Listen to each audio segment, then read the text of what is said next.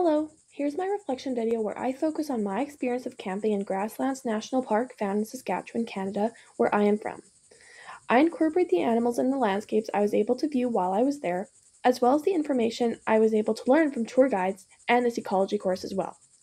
The audio used for this video is similar to the biotic sounds I was hearing while in the grasslands. As Canada is one of the largest countries in the world, there are, of course, a wide range of environments and ecosystems. There are the prairies, the forests, the tundra, and more. There are also many national parks across Canada that reflect the beauty of these environments as they are not urbanized and are protected. In 2021, I was able to visit Grasslands National Park.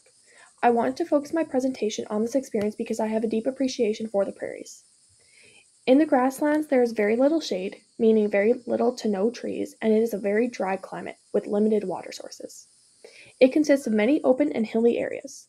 There are many species that live in these environments that have adapted to and have traits that allow them to thrive here. This is where niches come in.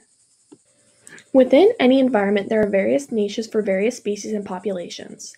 There's the fundamental niche, where the biotic and abiotic conditions provide the optimum environment for the species to survive, thrive, and reproduce. There is a range of conditions within this niche. When competition comes in and they are no longer able to live in this suitable environment, they have a realized niche where they can actually live even in presence of a competitor. This is often a part of their fundamental niche.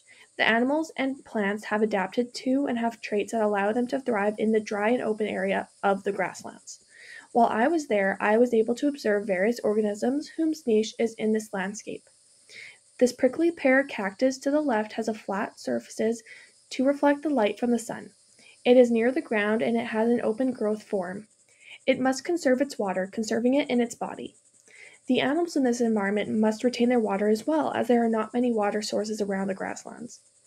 They must have thicker hair, concentrated urine, etc. To the right is a bird called a nighthawk. They are commonly found in the grasslands and their nests are found on the ground. Their habitats have adapted to the environment they live in. It is interesting to think how much landscapes have changed through time. The bottom of this land was once the bottom of the sea. This was over 33 million years ago. This change has happened over a large span of time. As an environmental science student, I like to look at the source of these changes. At this point in time, things are changing very rapidly, more rapidly than they were millions, thousands, even hundreds of years ago. So, something must be done about it. Two-eyed seeing is something we must incorporate to slow changes that are coming, as well as adapt to and mitigate them. We've already seen that sea levels are rising because temperatures are rising. There has been an increase in extreme weather events such as hurricanes and forest fires. The changes in the grasslands that happened in the past were over a very long period. Changes like those are happening now, but at much faster rates. In drier climates such as the prairies in Canada, water sources are disappearing.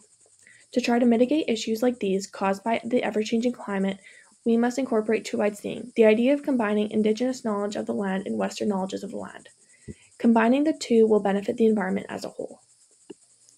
To conclude, Grasslands National Park has wonderful landscapes that cannot be found in many areas of the world. It is something I am glad to have experienced and seen with my own eyes. There are many animals and plants that are present in the space that have adapted to it, incorporating the ideas learned in ecology of a niche.